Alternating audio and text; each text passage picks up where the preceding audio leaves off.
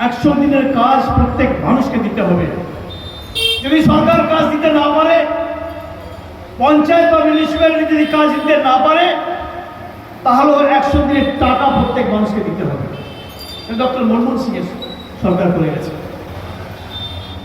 আর কি একটা ভয়ানক সুন্দর একটা আইন নিয়েছিল, রাইট টু ইনফরমেশন, তথ্য জানবার অধিকার। এই যে গণতান্ত্রিক পরিবেশে আপনারা ভোট দিয়ে একটা নেতাকে নির্বাচিত করলেন, একজন মন্ত্রীকে নির্বাচিত করলেন, সেই মন্ত্রী কি কাজ করছে আপনার আমার জানবার অধিকার আছে। সেই আইনটাকে নিয়েছিল ডক্টর মনমোহন সিং। সেই আইনটার বলে আপনি জানতে পারতেন আপনার এলাকায় কি প্রকল্প হচ্ছে, সেই প্রকল্পের সমস্ত খুঁটিনাটি বিষয় জানবার জন্য আপনি 10 টাকা স্ট্যাম্প পেপারে একটা জমা করেন, আপনাকে উত্তর দিতে বাধ্য। কিন্তু এই স্বৈরাচারিক দল এখন যেটা দেশে চলছে, এই স্বৈরাচারিক দল সমস্ত আইন কানুনকে তোয়াক্কা না করে তছনছ করে দিয়েছে। রাইট টু ইনফরমেশন অ্যাক্টের সমস্ত ধারা আজকে বিলুপ হয়ে গেছে।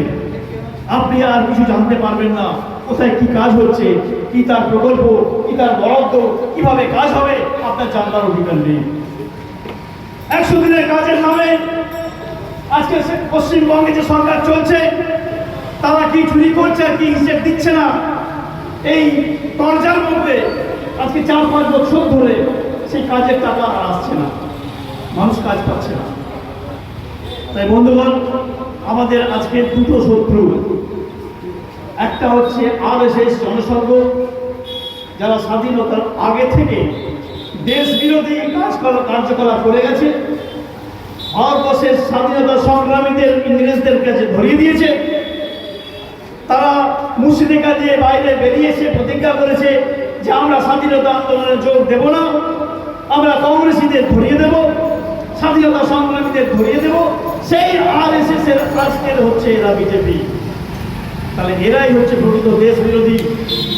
আজকে দেশের মধ্যে যে হানাহানি শুরু হয়েছে, যে রাজহানি শুরু হয়েছে, যে কমিউনাল রাইট শুরু হয়েছে, সমস্তটাই ওই আরএসএস তথা বিজেপি পরিকল্পিত। আর ওই খাল কেটে কুমির নিয়ে এসছেন পশ্চিমবঙ্গে আমাদের তৃণমূল নেতৃত্ব।